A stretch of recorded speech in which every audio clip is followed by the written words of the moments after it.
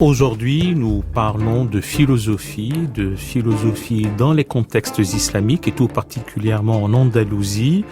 Nous parlons même de ce que d'aucuns pourraient présenter comme un temps inaugural d'une nouvelle façon de voir et de spéculer en philosophie à partir du conte philosophique ou du roman. Le vivant fils de l'éveillé, peut-être sans l'article même, vivant fils d'éveillé, avec le professeur Jean-Baptiste Brenet. Jean-Baptiste Brenet, bonjour. Bonjour. Vous êtes médiéviste, vous êtes professeur de philosophie arabe à Paris 1, Sorbonne, et vous êtes spécialiste d'Averroès et de philosophie andalouse. Est-ce qu'on peut donner des épithètes comme ça selon les lieux à la philosophie ? C'est une question très difficile, l'usage des adjectifs pour qualifier l'objet qui rassemble un certain nombre de chercheurs. Est-ce qu'on l'appelle musulmane, arabe, islamique, arabo-musulmane, andalouse, occidentale, c'est chinoise. Une question délicate. Là, c'est juste pour situer une région qui a quand même ses caractéristiques. On n'a pas le même corpus en Andalousie qu'en Orient, et une époque, disons, la fin du XIe siècle et tout le XIIe siècle en particulier. Alors, nous parlons aujourd'hui, si vous voulez bien, et vous êtes un fin connaisseur à la fois de cette période de l'histoire et de cette région du monde, de l'Andalousie, de la philosophie qui s'y pratiquait. Je l'ai dit, vous êtes un fin connaisseur d'Averroès, mais là, nous parlons plutôt de son maître, Ibn Tufayl, 1110 à Cadix, mort à Marrakech en 1185. Ibn Tufayl, c'est le Abou Bakr des Latins. Oui et non. En fait, le Abou Bakr des Latins ou Abou Basser des Latins, c'est Ibn Bajjah en vérité. Ah oui. Mais il est vrai qu'il partage ce prénom. Le avant-passe des Latins. L'avant-passe des Latins. Donc il y a cette confusion qui est faite, qui a peut-être existé chez des lecteurs puissants comme un Albert le Grand. Mais c'est en vérité à Ibn Bajjah souvent qu'on doit penser derrière Abou Basser. Ibn Tufayl, les scolastiques ne l'ont pas connu. Les rares traces qu'ils auraient pu en trouver, c'était dans quelques œuvres d'Averroès qu'ils le citent à 2 ou 3 reprises, mais directement ils n'ont pas affaire à ces textes, et donc ça n'est vraiment qu'un nom dans les traités de scolastique, mais sans texte sous les yeux. Alors qui est Ibn Tufayl ? Un médecin, un philosophe, un érudit, un astronome ? Un peu tout ça à la fois. Il a combiné tous ses talents et tous ses métiers. On sait peu, comme souvent, sur le début de sa vie. Donc la date exacte de sa naissance, on ne l'a pas. On sait qu'il est né dans cette ville, Guadix, à peu près 60 km au nord-est de Grenade, donc dans le premier quart du XIIe siècle.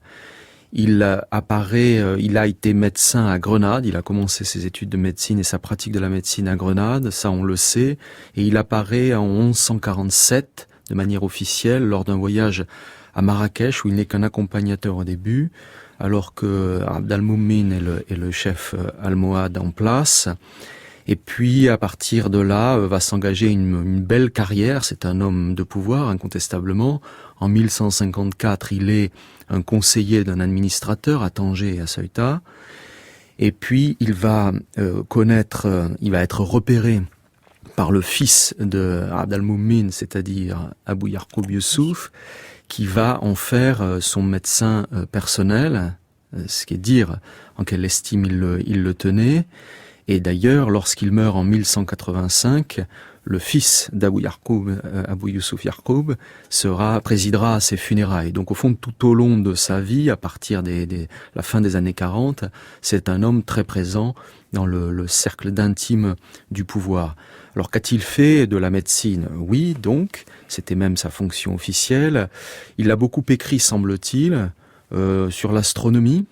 L'un de ses étudiants est un célèbre astronome d'ailleurs. Il a écrit sur l'âme, il a écrit sur la métaphysique, sur la théologie, mais tout cela a disparu. Il ne nous reste de lui que 2 poèmes, et l'un est incomplet.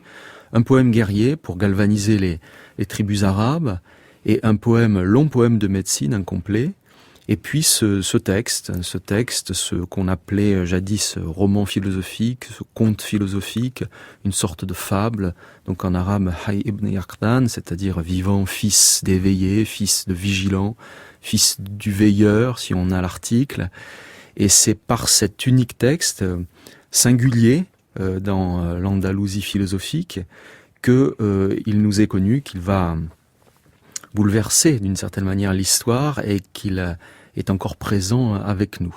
Alors on parlera bien entendu d'Ibn Tufayl, mais surtout de son œuvre qui, à juste raison, vous le dites, bouleversera l'histoire et l'histoire de la philosophie et de la pensée humaine.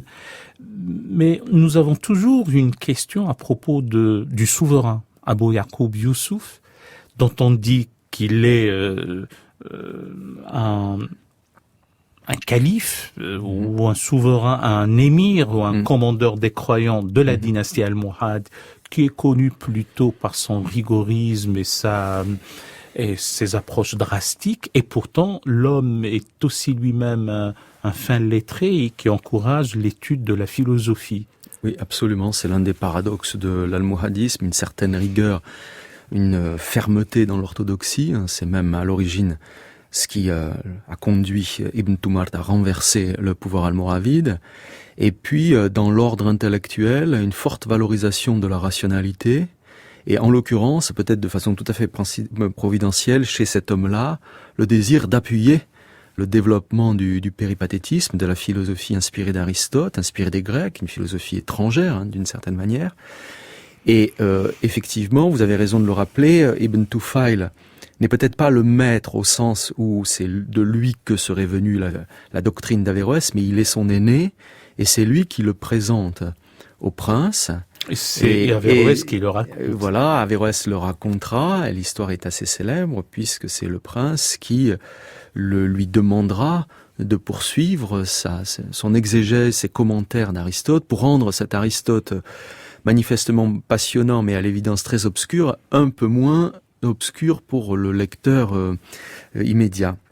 Donc il y a une belle, pour l'histoire de la philosophie, c'est un moment clé évidemment qui s'est joué là, autour de ce souverain, de ce premier philosophe et de cette sorte de, non pas de disciple, mais de collègue un peu plus jeune que fut Averroès. Pour l'anecdote, je ne m'empêche pas de la raconter sous votre contrôle, c'est qu'Averroès ne voulait pas trop apparaître comme celui qui sait être un bon exégète du stagirite, parce qu'il savait pas auprès de qui est-il. Absolument. C'était une question sur les cieux. La première question qui lui a été posée, c'était de savoir ce qu'Aristote pensait des cieux au-dessus de notre tête et inférieurs à Dieu, de la manière dont ils tournaient, de leur composition. Et Averroès fut d'abord très prudent, avant de comprendre que la question relevait d'un intérêt véritable et que celui qui la posait avait déjà quelques notions assez précises. Et donc, dans ce climat de confiance, qui ne durera peut-être pas toujours, mais Averroès a libéré sa parole et s'est franchement engagé dans son entreprise de commentateur. Peut-être une dernière question à propos de la philosophie, cette fois-ci d'Ibn Tufayl. On dit qu'elle serait plutôt de veine ou de facture néoplatonicienne que aristotélicienne. Absolument. C'est ce qui est fascinant aussi, c'est combien ces deux hommes, Averroès et Ibn Tufayl, qui sont contemporains, qui travaillent pour le même pouvoir, qui se connaissent, n'ont pas la même philosophie en vérité. Averroès, autant qu'il est possible, essaie de suivre Aristote de façon la plus pure qui soit, lorsque Ibn Tufayl, lui, est plus néoplatonicien, c'est-à-dire d'abord un lecteur d'Avicenne. Au fond, sa grande référence, c'est Ibn Sina, qui est mort en 1037, et donc il tient d'Ibn Sina un système émanatiste, par exemple. Donc le monde n'a pas été créé, mais il émane d'un premier principe.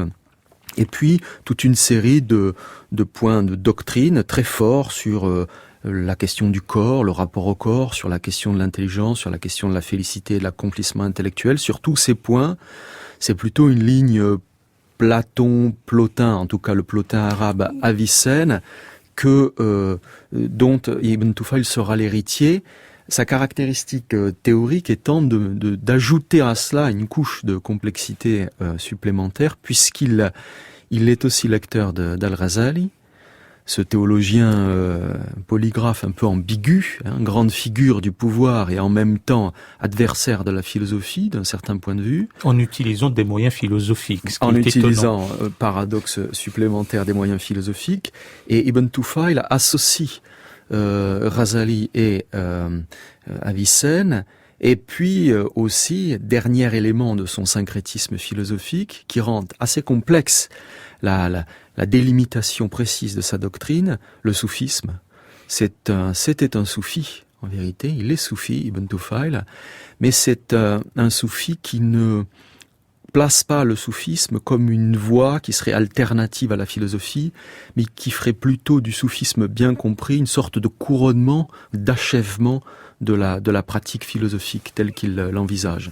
Ou une forme de théosophie, ou une forme de gnose. Oui, ce sont les termes qu'on a employés et qui en vérité l'écartent complètement de son modèle avicénien. Alors, consciemment ou inconsciemment, il est très évident qu'il transforme Avicenne, et qu'il s'éloigne complètement d'Averroès et d'Ibn Bajjah. De ces deux-là, andalous, parce qu'ils n'ont eu de cesse de critiquer le soufisme. Pour eux, le soufi, au fond, est un homme d'imagination, un homme à l'imagination exaltée qui confond un petit peu ses fantasmes avec la perfection absolue. Et Avicenne, lui, ne cesse de penser la réussite de l'homme et la clé de son système dans un cadre épistémologique dur, logique, et on ne sort jamais de la logique. Alors que Ibn Tufayl, lui, considère qu'il ne faut pas négliger la logique et le cursus philosophique, mais que, en son sommet, la philosophie débouche sur une forme d'expérience. En arabe, c'est un terme un peu difficile à traduire, qui est la mushahada, d'expérience, d'intuition, de vision directe, presque de témoignage. Oui, oui, bien sûr, ce à quoi on assiste, ce à quoi on fait face, et qu'on goûte, pour reprendre un terme à la fois avicénien, ghazalien et soufi. On a le dhawq, le goût de ce à quoi on fait face, et que saisissait aussi le philosophe, mais sous une forme démonstrative, syllogistique, discursive, et un peu froide au fond, dirait Ibn Tufayl, pointant qu'il y a là une différence du même ordre que celle qui existe entre savoir ce qu'est l'ivresse et être ivre, savoir ce qu'est le sucre et manger du sucre, et l'exemple est décliné. Oui. Alors, j'ai dit que ça allait être ma dernière question à propos de Ibn Tufayl, mais en vous écoutant, et je m'empêche pas non plus de revenir à cette notion de saveur, et je le dis sous votre contrôle, vous diriez que la philosophie d'Ibn Tufayl est matinée de toute l'œuvre des scolarques néoplatoniciens comme Ammonios, Porphyre, Jamblique, et pour finir avec Plotin. Et c'est comme ça que il est arrivé à la maturité philosophique. Alors la question de savoir quel est le corpus néoplatonicien arabe, d'abord en Orient, et puis quelle partie de ce corpus arrive dans l'Occident arabe, est très délicate.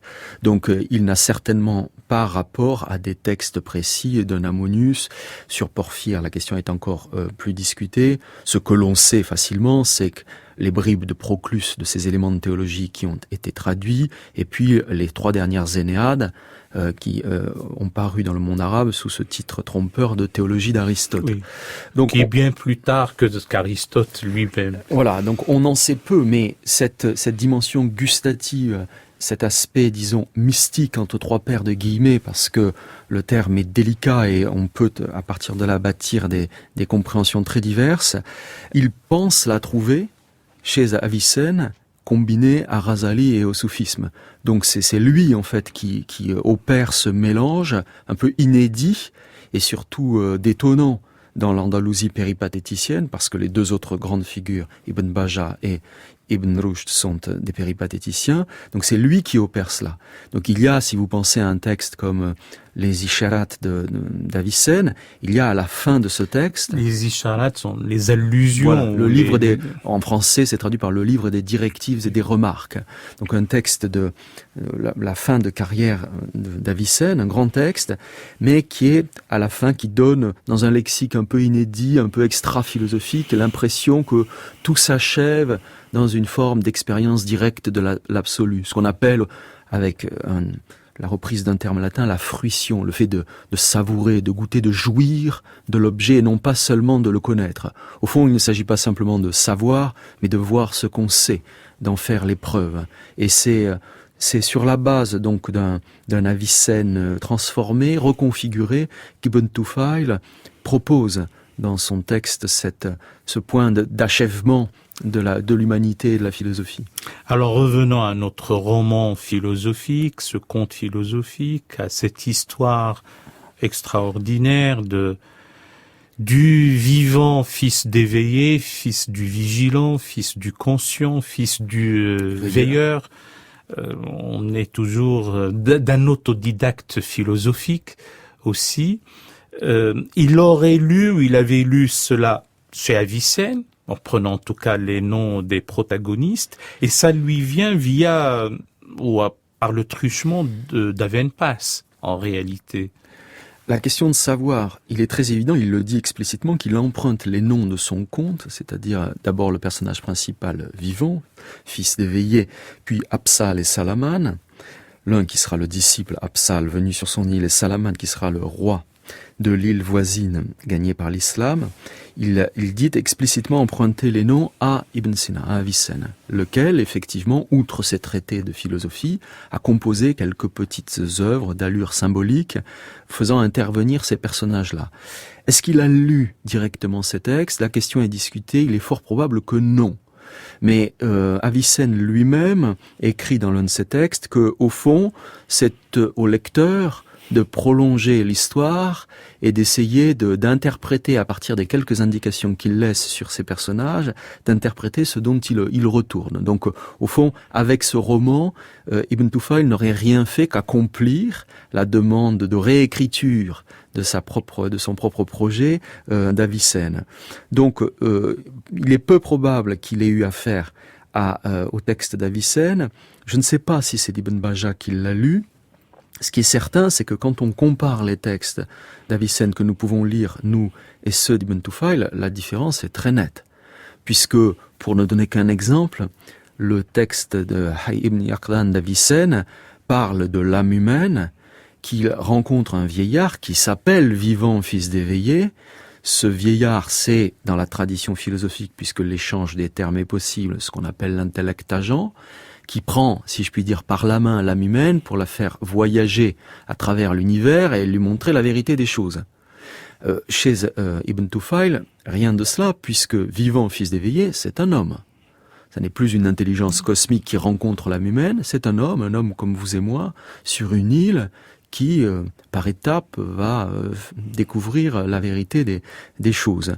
Donc cette simple chose-là, quand même, indique que s'il a lu les textes, alors il a absolument tout réécrit à sa mode, à sa façon, et on a affaire à toute autre chose. Donc il y a une filiation revendiquée, mais une véritable, encore une fois consciemment ou pas, une véritable création littéraire et doctrinale.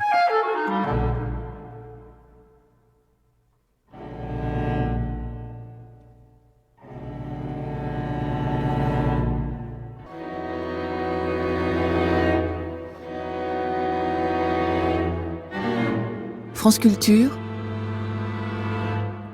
Question d'Islam, Khaled Bencher. Et nous parlons aujourd'hui du conte philosophique Vivant fils d'éveillé. Je ne mets pas tout comme vous, Jean-Baptiste Brenet, les articles. Vous êtes professeur de philosophie arabe à la Sorbonne.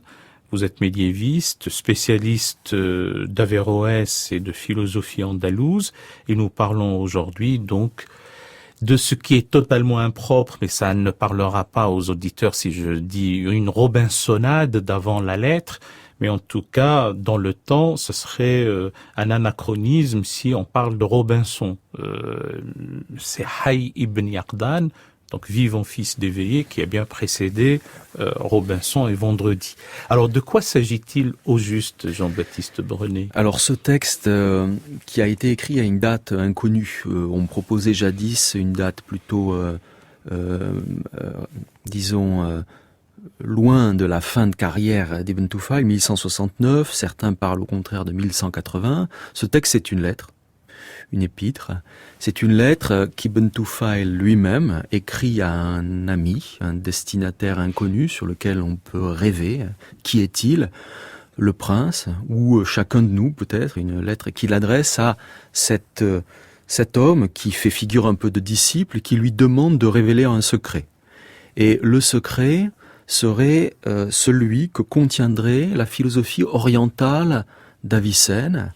La philosophie orientale, c'est un ensemble de textes aujourd'hui perdus d'Avicenne, et dans lesquels Avicenne aurait exprimé la vérité à nu, la vérité sans confusion, aurait livré la pulpe des choses sans l'écorce inutile qu'il aurait employée ailleurs. Ça n'est pas du tout ce qu'Avicenne prétend lui-même, mais c'est ainsi que les choses sont présentées. Et donc l'homme qui écrit à Ibn Tufail et auquel il répond lui demande la révélation de ce secret. Et cette lettre, donc ce texte, va consister en cela. Ce à quoi on va assister, ce qu'on va lire, c'est le récit, la divulgation d'un secret.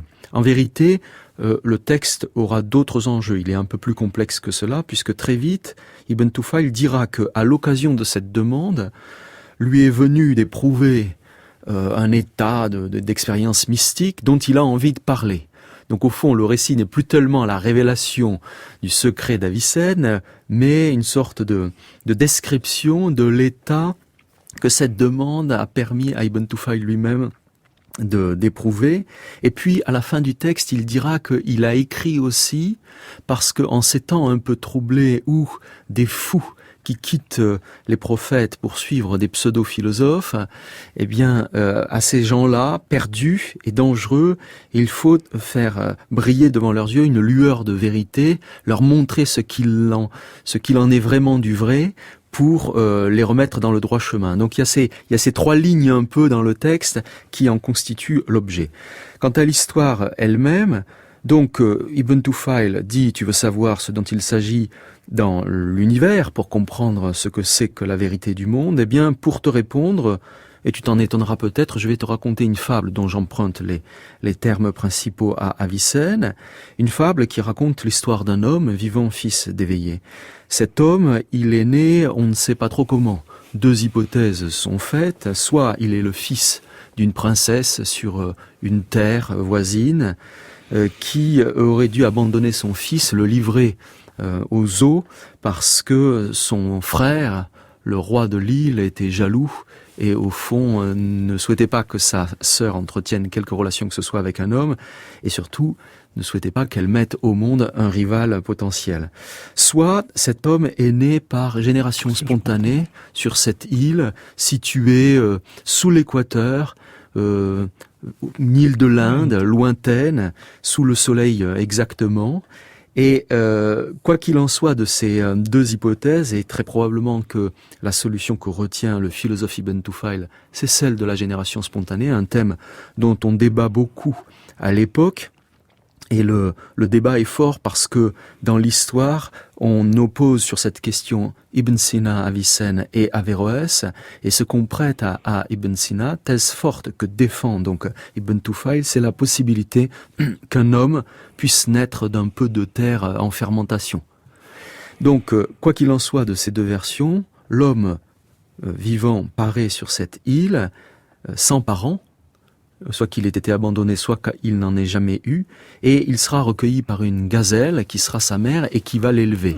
Qui le couve comme le faon qu'elle a perdu, elle l'allaite, elle lui apprend tout, et l'enfant, au milieu des bêtes, se pensant d'ailleurs bête lui-même, et une première partie du texte est consacrée à son hominisation, il doit découvrir sa propre humanité, une longue première partie du texte, qui est découpée en tranches de 7 ans, 5 x 7. Voilà, va conduire cet enfant, va décrire les étapes par lesquelles passe cet enfant et qui le conduisent de la non-science, de l'ignorance absolue, quoique son naturel, sa fitra soit excellente. C'est un enfant qui est extrêmement bien doué. Sa prime nature, sa nature primordiale est excellente.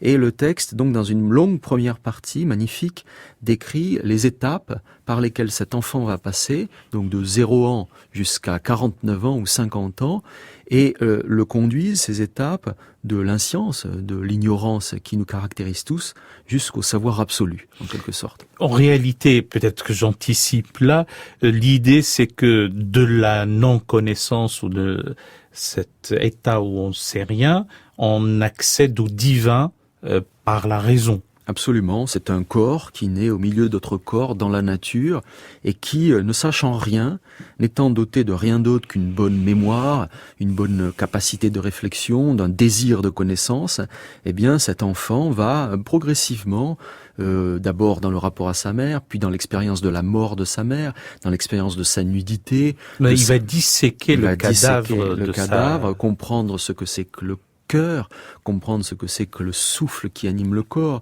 comprendre comment les corps à la fois sont tous divers et tous unis, tous un, comment le monde est une dissémination de réalités variées et en même temps des sortes d'expressions d'une seule et même réalité. Donc ce que Ibn Tufayl fait, c'est que vraiment il nous décrit les étapes dans l'ordre de la physique, d'abord un peu de zoologie, un peu de botanique, un peu de psychologie, un peu de minéralogie, puis nous basculerons dans l'ordre céleste. Cet homme fera l'expérience des cieux, de l'astronomie, pour accéder effectivement à ce qu'il ne nomme pas Dieu au début, mais qu'il appelle d'un terme avicénien l'être nécessaire, l'agent premier dont tout le reste dépend, sur lequel il va s'interroger. Qui est-il? Quels sont ses attributs? Comment le nommer? N'oublions pas que pour autant cet homme ne parle pas, il n'a pas de langue. Comment a-t-il créé, produit le monde? Comment les choses dépendent de lui? Et quel rapport devons-nous entretenir à lui? Et ce qui se joue dans cette description qui porte jusqu'au savoir absolu, c'est la félicité, c'est le bonheur. C'est un texte qui décrit, en accentuant comme c'était la règle dans l'Andalousie de l'époque, la dimension intellectuelle de l'homme, il décrit l'accès de l'homme à la pleine humanité. Au fond, c'est en deux grandes étapes. Comment l'homme de bête devient homme et d'homme devient parfaitement homme. Et devenir parfaitement homme, c'est devenir l'homme accompli. L'homme accompli, devenir un parfait savant, c'est-à-dire un homme qui a traversé toutes les sciences en ordre pour accéder à l'intuition de l'agent de l'univers. Et il faut tout faire en sorte pour que cette intuition soit continue, permanente et arrache son sujet, arrache l'homme, sujet de cette intuition, à la corruptibilité de son corps et du monde situé sous la lune. Donc c'est, au fond, la description d'un devenir immortel de l'individu, une description du devenir philosophe de l'individu. C'est un texte qui nous explique comment l'on devient heureux, comment l'on devient savant, comment l'on devient immortel, comment l'on décroche de son corps pour n'être plus qu'un intellect tout entier orienté vers la vérité. Ça, c'est la première partie du texte. Et arrivé à ce moment-là, l'homme a 49 ans, 7 fois 7, il se croit seul, il est bien heureux, il n'a pas de maître, il n'a pas de livre, il n'a pas de société, il n'a pas de religion, il n'a pas de langage, et à ce moment-là va arriver sur son île un autre homme. Si l'on faisait la comparaison avec Robinson, ce serait Vendredi. Oui, c'est l'autre homme arrive, c'est Absal. Qui est Absal? Il vient d'une île voisine. Cette île est une île qui a été gagnée par l'islam. L'île entière est devenue musulmane. Lui-même est un fervent musulman, mais il désire, c'est un homme de l'interprétation, c'est un homme qui désire percer la lettre et par le libre examen essayer d'entendre le sens véritable des symboles. Il considère que le libre examen ne peut se faire que dans la solitude. Il a entendu parler de cette île isolée au climat tempéré et idéal. Il s'y rend, désireux d'être seul pour réfléchir. Les deux hommes vont se rencontrer. Et la deuxième partie du texte, plus courte mais très puissante, très ramassée, raconte cette rencontre avec des descriptions assez fines. Que se passe-t-il?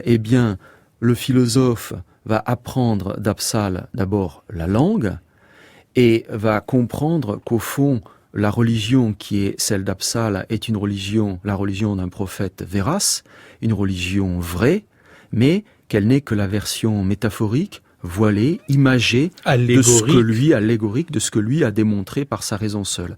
Absal, de son côté, n'est absolument pas choqué par cette découverte. Au contraire, il s'enthousiasme parce qu'il réalise que ce qu'il priait, ce à quoi il avait métaphoriquement accès, eh bien, c'est ce que le philosophe face à lui a saisi dans la pureté du concept. Et donc, suite à cette découverte, caractéristique de l'Andalousie de l'époque, c'est-à-dire l'accord entre la philosophie et la religion, en l'occurrence l'islam, notre vivant est désireux de gagner l'île voisine pour convertir en quelque sorte l'île entière à la philosophie. Absal est prudent, lui déconseille de s'y rendre, puis finalement se range à ses arguments, à sa compassion, à son désir, disons, d'humaniser ou de philosophéiser, on pourrait dire de philosophiser l'humanité entière. Hay se rend sur l'île voisine, commence à divulguer la philosophie sous forme pure, l'échec est immédiat. Et quelle est la réaction du personnage ? Eh bien, il se dédie, il s'excuse auprès du roi, Salaman, ami d'Absal, et il enjoint le roi et ses compagnons de respecter la religion telle qu'elle est, que ce respect de la religion leur donnera le salut. Il semble désespéré du reste de l'humanité qui s'est écartée de la religion, et il regagne son île pour, avec Absal, adorer Dieu, dit le texte, c'est-à-dire en fait pour faire de la philosophie, jusqu'à quoi ? Jusqu'au yaqin, c'est le dernier mot du récit, c'est-à-dire non pas la mort, mais le certain. La certitude, oui. C'est que Salaman est plutôt dans une approche littéraliste ou littérale de la révélation. Absolument, Salaman n'est pas un croyant naïf, et il est certainement pas déprécié. On considère que c'est un croyant fervent, mais il, lui, rejette la solitude et rejette l'usage systématique de l'interprétation. C'est-à-dire qu'il est plutôt littéraliste. Il n'est pas intégralement littéraliste, mais l'idée c'est qu'on doit se tenir au texte tout de même tel qu'il est, sans chercher dans à son trouver, sens obvi. Voilà, dans son sens obvi, et non pas pour chercher le latent, le caché, l'intérieur. L'ésotérique. Voilà, l'ésotérique qui est plus effrayant pour lui. C'est dans ce passage, dans ce mouvement interprétatif que Satan risque d'intervenir. Donc il s'en tient davantage à la lettre. Mais le texte précise bien que lui et ses compagnons sont tout de même des hommes sagaces, des hommes tout de même bien doués. Donc ils ne représentent pas la grande masse, disons. Donc au fond, dans cette île, on doit faire une partition. Il ne s'agit pas de la masse ou du jumhur sans nuance. Il y a quand même cette élite des croyants qui mène l'île, et le reste du vulgaire, le reste de la foule, sur lequel Ibn Tufail a des mots très très durs, parce qu'au fond ils ont dévoyé la religion et ceux-là seront perdus. Mais le texte s'achève donc dans cette deuxième partie sur une sorte d'échec, en tout cas c'est la première lecture qu'on doit faire, d'échec du philosophe qui le conduit à regagner son île, et non pas à convertir la religion vers la philosophie, ni à s'intégrer à cette société religieuse. Mais la présence d'Absal est à la fois pour lui une ouverture sur l'altérité, parce qu'il ne peut pas gagner en humanité s'il n'était que seul, d'une part, et d'autre part, ça montre que ça soit par la révélation métaphoriquement ou d'une manière métaphorique et allégorique interprétée, ou par la spéculation philosophique, on arrive à une réalité ultime. Oui, c'est vrai, cette question de l'altérité est d'abord fondamentale, mais elle est ambiguë, elle est délicate à penser. Il rencontre l'autre, en vérité, il a déjà dans son intuition rencontré les autres âmes. Donc il connaît l'humanité. Ce qu'il ne connaît pas, c'est le corps des autres hommes. Donc la rencontre d'Absal, c'est la rencontre d'un corps qu'il ne connaît pas et qu'il n'identifie pas. Mais il est vrai qu'il a rapport à l'autre. La question, et puis, lorsqu'il discutera avec lui, il éprouve de la compassion. Donc il a un désir d'humanité. Il a un désir de sauver les autres, un désir très fort qui dit quelque chose du rôle de la philosophie à l'époque, de la manière qu'a Ibn Tufail de concevoir la fonction du philosophe. Pour autant, c'est ambigu parce que, est-ce que ce couple avec Absal est un véritable couple? Est-ce qu'ils font une société? Jusqu'où va la rencontre? Est-ce qu'il apprend véritablement quelque chose d'Absal? Il apprend la langue, oui. Il apprend que le prophète de l'islam est vérace et que cette religion, l'islam, est vraie, ce qui n'est pas rien. C'est fondamental pour la suite du texte.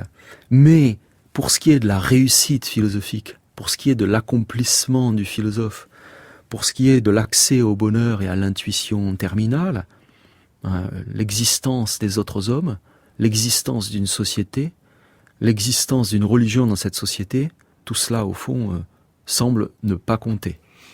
Ce qui rend le rapport aux autres très délicat et qui écarte, par exemple, un Ibn Tufayl d'un Al-Farabi. Puisqu'Al-Farabi considère qu'au fond, le philosophe qui n'a pas la capacité de transmettre son savoir aux autres, et donc d'être un imam et un législateur, est un philosophe, et un roi philosophe est un philosophe avorté. Or, cet avortement qu'on lit précisément dans le texte, mais Ibn Tufayl ne semble pas s'en soucier, c'est-à-dire que la philosophie échoue, mais peut-être que le rôle de la philosophie n'est pas dans la transmission du savoir pur, sous quelque forme que ce soit, dès lors que l'islam existe et peut sauver les mieux doués parmi les religieux. Donc il y a beaucoup à dire là-dessus. Le rapport à l'autre est central, il est ambigu. Et les leçons qu'on peut tirer, ça n'est pas pour rien d'ailleurs que dans l'histoire on a lu ce texte de différentes façons, les leçons à tirer sont diverses. Oui. Est-ce qu'on peut déjà dire que dans un premier temps, l'important, c'est que dans cette Andalousie-là, c'est de dire qu'il n'y a pas une contradiction entre l'approche philosophique ou la démonstration philosophique et puis les données révélées. Ça paraît important. Et le second point, c'est que des notions telles que l'esprit, l'âme, etc., vivant fils d'éveillé, il parvient lui-même, par ses propres notions, dans une approche théorétique, et qui est, par exemple, l'âme n'est qu'un souffle habillé ou enveloppé d'une enveloppe charnelle, et ça, il en prend connaissance dès la dissection du cadavre de, entre guillemets, sa mère, la gazelle. Oui. Là aussi, vous avez raison, c'est-à-dire le premier thème, l'accord, si fondamental dans le Fasl al-Maqal d'Averroès, l'accord entre la religion, mais l'islam plus particulièrement, le traité décisif, oui, et la philosophie, c'est un élément caractéristique de l'Andalousie et un élément très fort chez Ibn Tufayl, puisque c'est bien ce qu'il constate en discutant avec ce disciple qu'est Absal. Pour autant, on doit bien noter, et c'est fascinant, la différence avec Averroès, c'est-à-dire qu'Averroès, qui s'adresse au pouvoir, pour expliquer au pouvoir que celui-ci a raison de soutenir la philosophie puisque celle-ci n'est pas contre l'islam et que le philosophe d'ailleurs n'a pas d'autre vie possible que celle de la société, Ibn Tufayl n'en tire pas la même conclusion. Il y a peut-être un accord avec la religion et la religion du coup permet aux religieux sincères de se sauver. Il reste que le philosophe, lui, n'a pas le désir d'intégrer cette société-là et il repart sur son île. Donc là aussi, il y a une singularité dans le traitement qu'Ibn Tufayl fait. Et je ne sais pas comment le prince, d'ailleurs, a pu recevoir ce texte. Parce qu'au fond, c'est une manière de dire que la société que ce prince organise n'est pas une société pour le philosophe qui a besoin, en dépit de la puissance de ce pouvoir et de l'accord avec la religion qu'il défend, qui a besoin du retrait, d'une forme de coupure et d'isolement. Donc ça, c'est une question. Puis sur le deuxième point, vous avez raison aussi, c'est-à-dire que c'est le récit d'une raison qui s'éveille d'elle seule par ses propres forces. L'idée, c'est que la réussite, elle est possible ici-bas et pas par grâce, donc pas dans l'au-delà et puis en vertu d'une illumination qui échapperait à l'explication philosophique, c'est vrai. Et l'exemple de la dissection est un beau passage parce que c'est quelque chose qui fascinera la philosophie moderne. Évidemment, ce rapport à l'expérimentation, l'idée qu'on découvre en mettant les mains dans la matière même, en entrant dans le corps et en violant d'une certaine manière le corps de sa propre mère, puisqu'on en extrait le corps et le cœur et qu'on le fend. Cela étant, là aussi, il faut être rigoureux philosophiquement. Cette île sur laquelle Hay s'éveille à la vérité est une île sans religion, une île sans société, une île sans livre et sans langue, mais ça n'est pas une île totalement déserte. D'abord parce qu'il y a les autres animaux, mais parce qu'en fait, il y a, entre guillemets, Dieu.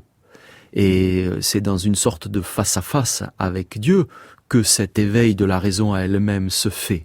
La génération spontanée, ne l'oublions pas, n'est pas un processus autonome. Pour les philosophes de l'époque, ça n'est qu'une manière de manifester de la façon la plus pure qui soit la causalité verticale de Dieu sur toutes les choses. Donc, lorsqu'on a traduit au XVIIe siècle ce roman en utilisant l'adjectif d'autodidacte, il apprend de lui-même, oui et non. D'abord parce que c'est en se fondant sur une fitra qu'il hérite, et puis parce que cette fitra qu'il hérite, il la doit, cette prime nature, cette fitra, il la doit au premier agent de l'univers, sans lequel rien n'aurait lieu. Donc ça n'est pas une île sans l'agent premier.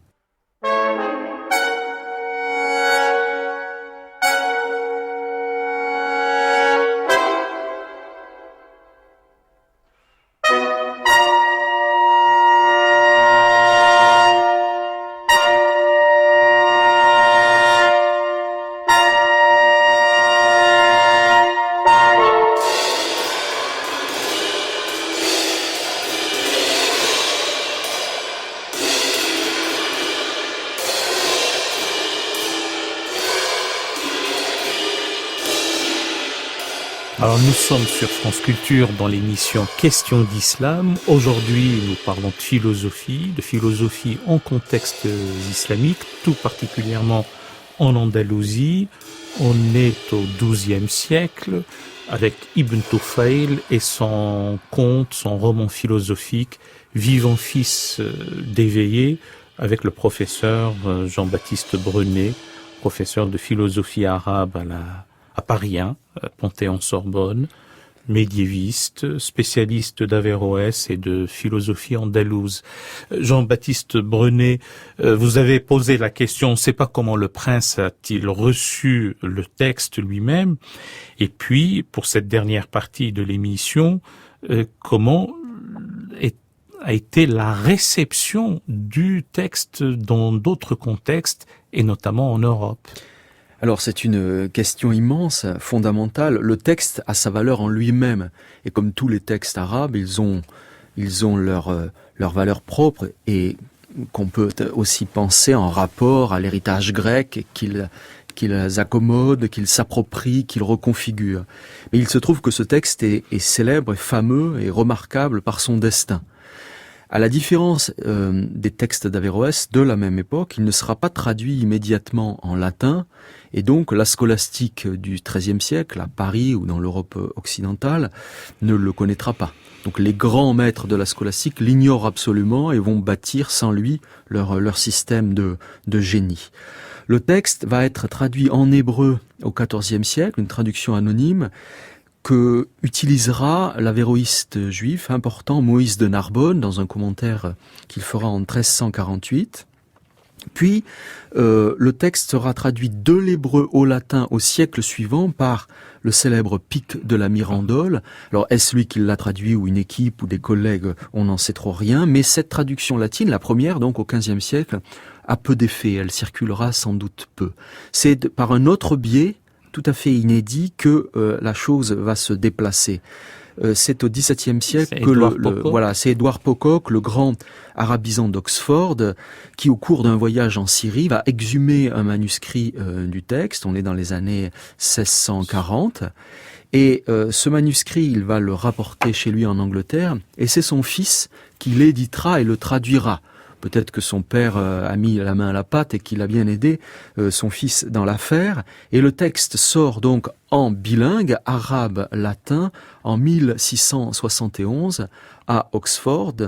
Et à partir de cette date, fin donc du XVIIe siècle, le texte va connaître un succès considérable. On peut véritablement parler de best-seller et dire que l'Europe lira peu de textes arabes avec autant d'avidité que celui-ci. Le Coran et les 1000 et une nuits mis à part, ce texte est vraiment l'une des lectures de chevet de l'Europe des lettres. Pourquoi on le sait, pourquoi on peut le dire? Eh bien, plusieurs exemples éditoriaux, tout simplement. 1 an après l'apparition du texte en latin, il est traduit en néerlandais, et il y aura 2 puis 3 rééditions néerlandaises de ce texte, et l'on apprendra dans l'une des copies que la première traduction avait été faite par SDB, c'est-à-dire pense-t-on, lu à l'envers par Baruch de Spinoza, qui en vérité n'avait pas traduit le texte lui-même, c'était probablement Baumeister, mais c'est dire que Spinoza a très certainement eu le texte devant lui. On est 6 ans avant sa mort à peu près. Et puis le texte va être traduit en anglais sur 15 ans à 3 reprises, 2 fois à partir du latin, 1 fois à partir de l'arabe. Chaque fois avec quelques caviardages, toujours significatifs, quelques modifications, quelques ajouts aussi, quelques préfaces intéressantes qui disent ce que l'Europe de l'époque venait chercher dans un texte arabe, de façon très ambiguë, très ambivalente. Donc en 15 ans, ce texte, jusqu'à 1708, va connaître 3 éditions, un succès éditorial colossal. On sait que Pocock avait comme élève John Locke. On a une lettre de Leibniz qui parle de ce texte de façon très élogieuse. Et en 1719 sort le Robinson Crusoe de Daniel Defoe. Nous n'avons aucune preuve directe, incontestable, que Defoe ait eu sous les yeux ce texte-là, mais la chose est à peu près évidente. Et de fait, au XVIIIe siècle, plusieurs textes anonymes littéraires se feront qui mêleront de façon très significative et notre Ibn Tufayl, notre Hayy ibn Yaqzan et le Robinson Crusoe de Defoe. Donc mêlant les 2 histoires. À partir du XVIIIe siècle, les traductions en langue vernaculaire, les langues européennes vont se succéder. En France, le destin sera un peu différent. Une traduction. Un peu plus tard, oui, il y a une traduction d'un professeur du Collège de France au XIXe siècle, à l'époque de Renan, qui est inédite, mais que j'édite bientôt.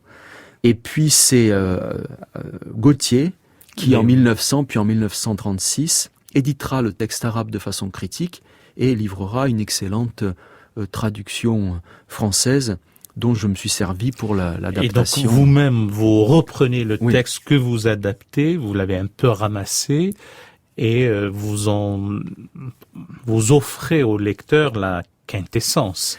Oui, c'est ça. C'est-à-dire que c'est un texte qui, par sa force poétique aussi, appelle, un peu comme Avicenne le demandait déjà, sa réécriture, sa réappropriation. Puis comme enseignant et comme lecteur d'abord, j'ai eu envie de resserrer le texte et de le dire, de le proférer. Et donc, en écrivant ce texte Robinson de Guadix, qui est un artifice évidemment, puisque, comme vous l'avez dit, Robinson est postérieur, mais c'est une manière de mêler les différentes coordonnées, puis de réinscrire un texte arabe dans le jeu de la pensée mondiale, tout simplement.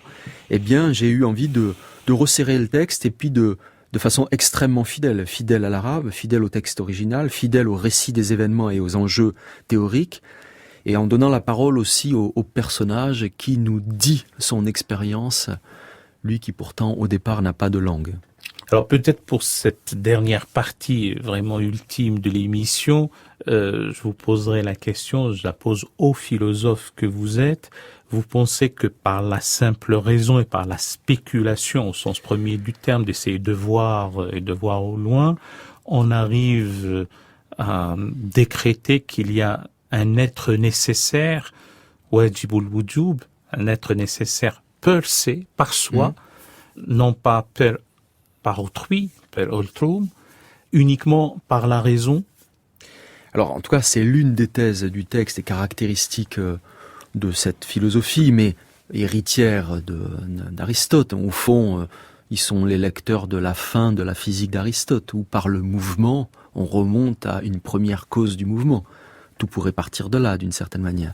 Puis c'est ce qu'on appellera une sorte de théologie naturelle. Je suis capable de tenir un discours sur Dieu qui consiste d'abord à prouver qu'il existe, et puis à le qualifier, de façon au moins minimale, simplement en regardant autour de moi. Ce qui s'accorde assez bien, du reste, avec la théologie d'Ibn Tumart. Évidemment, ce sont des choses dont il faudrait parler si on avait le temps. Donc, c'est cette idée qui apparaît dans le cours du texte et que Ibn Tufayl défend, mais il ne faut pas oublier que cet homme ne part pas tout à fait de lui seul. On a ce désir. John Locke, dont je parlais tout à l'heure, parlait de cette blank page, la tablette vierge, qui serait le lot commun des hommes au départ, et que le rapport à l'expérience viendrait meubler. Et oui, nous sommes une table vierge, mais nous naissons doués d'une certaine capacité de réfléchir, inégale chez les individus. En l'occurrence, ce personnage caractérise le naturel philosophe. Et dans ce naturel-là, il y a déjà, s'exprime déjà une providence, un ordre du monde et l'intervention d'un agent premier. Donc il ne faut pas inverser le schéma, ce serait une espèce de contresens théorique, et considérer que tout part du bas, de l'homme seul, de la matière, pour accéder au sublime. En vérité, cette dynamique-là, elle est orientée déjà par la fin. Donc on pourrait, nous, modernes, vouloir voir les choses ainsi, mais je répète, ça n'est pas une île absolument déserte. Il n'y a pas d'homme, il y a un Dieu. Merci infiniment, merci beaucoup Jean-Baptiste Brunet, c'était passionnant. Votre présentation, votre adaptation du roman philosophique, du conte Hayy ibn Yaqdan, vivant fils d'éveillé d'Ibn Tufayl, et vous êtes le Ibn Tufayl des temps modernes. Merci. En tout cas, vous l'incarnez, vous nous le présentez et nous vous en savons gré. Chers amis auditeurs, c'était Question d'Islam et vous retrouverez les références des musiques et des livres sur le site franceculture.fr. L'attachée d'émission est Sylvia Favre. La prise de son a été assurée aujourd'hui par Olivier Dupré et la réalisation est assumée par l'ami Franck Lilin.